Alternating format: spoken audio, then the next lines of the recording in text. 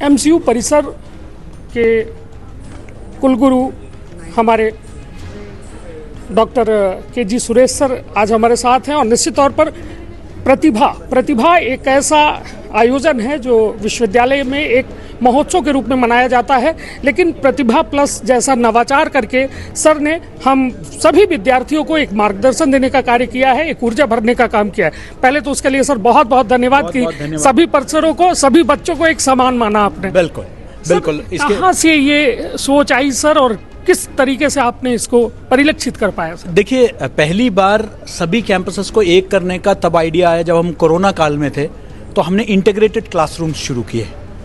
तब मुझे लगा कि हमारे बच्चे अलग अलग परिसरों में पढ़ रहे हैं लेकिन आपस में कोई भी संवाद नहीं है। तो मुझे लगा कि ऐसा एक मंच तो कम से कम होना चाहिए शुरुआत में, जिसमें साल में एक बार तो बच्चे आपस में मिलें। तो इसी के तहत हमें ऐसा मंच ढूंढ रहे थे, तो याद आया कि भाई हर जगह प्रतिभा होती है, तो प्रतिभा एक इंटर कैंपस प्रतियोगिता क्यों नहीं हो सकता। तो फिर प्रतिभा में उस तरीके से, क्योंकि ये कैलेंडर के साथ छेड़छाड़ करना पड़ता है, एकेडमिक कैलेंडर बनता है, तो पहले से ही उस हिसाब से हमने जो है कैलेंडर बनवाया, ताकि प्रतिभा और प्रतिभा प्लस के लिए भी, ताकि इनके पढ़ाई लिखाई जो है वो भी नहीं छूटना चाहिए।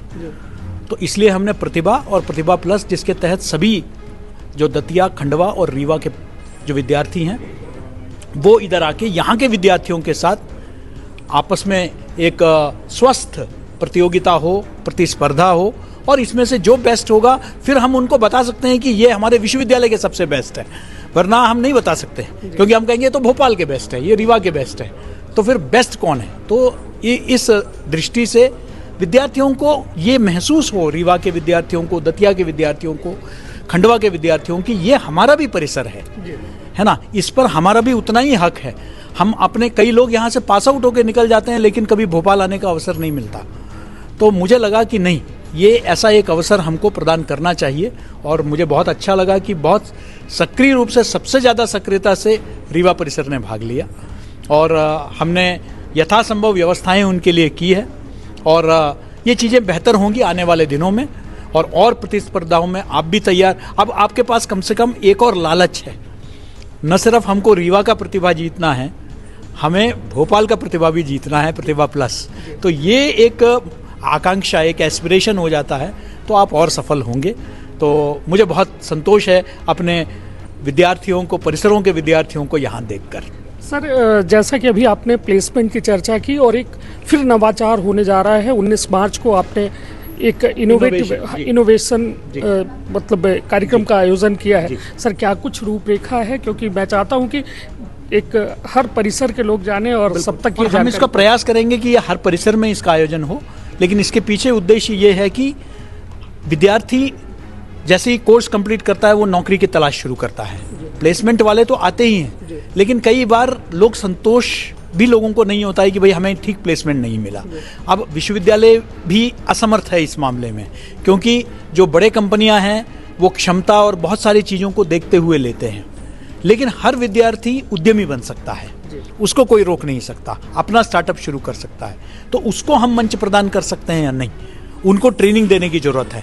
तो स्टार्टअप के जिसके पास भी आइडियाज़ है कि मुझे लगता है कि मुझे ऐसा कर सकता हूँ, तो स्वावलंबी भारत अभियान है, उसके तहत हम विद्यार्थियों को एक मंच दे रहे हैं। वो खुद आके अपने सीनियर्स का प्रोजेक्ट को देख सकते हैं और अपने आइडियाज़ शेयर कर सकते हैं। अगर वाकई उस आइडिया में दम है तो जैसे बताया गया है, लाखों रुपए तक निवेश करने के लिए तैयार है स्वावलंबी भारत अभियान, और इन विद्यार्थियों को समर्थित करने के लिए तैयार है। तो मुझे पूरा भरोसा है कि हमारे रीवा, खंडवा और अन्य परिसरों के विद्यार्थी भी भोपाल के विद्यार्थियों की तरह इसका पूर्ण लाभ उठाएंगे। सर, नई शिक्षा नीति पर 2 शब्द आपसे चाहूँगा कि ये विश्वविद्यालय पहला विश्वविद्यालय है जिसने तत्काल रूप से उसको लागू किया। क्या कुछ अभी चल रहा है सर? और हम तीसरे वर्ष में पहुंच चुके, कई विश्वविद्यालय में शुरू भी नहीं हुआ, तो देश के पहले विश्वविद्यालयों में है। हमने कोरोना के समय ही उसकी तैयारी करी और बहुत सफलतापूर्वक रही, और आज देश के दूसरे विश्वविद्यालय हमारा अनुकरण कर रहे हैं। तो माखनलाल ने एक तरह से एक पथ प्रदर्शक बन गया है। निश्चित तौर पर हमारे साथ थे कि professor doctor K G. Suresh sir, कुलगुरु एमसीयू, और आपके मार्गदर्शन में लगातार विद्यार्थी कहीं ना कहीं लाभान्वित हो रहे हैं, और निश्चित तौर पर हर कैंपस पूरी प्रतिभा को बराबर सर के द्वारा सम्मान दिया जा रहा है। और निश्चित तौर पर प्रतिभा प्लस एक ऐसा नवाचार था जब Bhopal campus, Khandwa campus, Datia campus, Rewa campus के विद्यार्थी जानने का मौका मिला, समझने का मौका मिला। बहुत बहुत धन्यवाद सर, आपने अपना अमूल्य समय हमें दिया। तो फिर मिलेंगे फिर किसी नई शख्सियत के साथ, तब तक अपना और अपने परिवार का रखिएगा बहुत ख्याल। धन्यवाद, प्रणाम।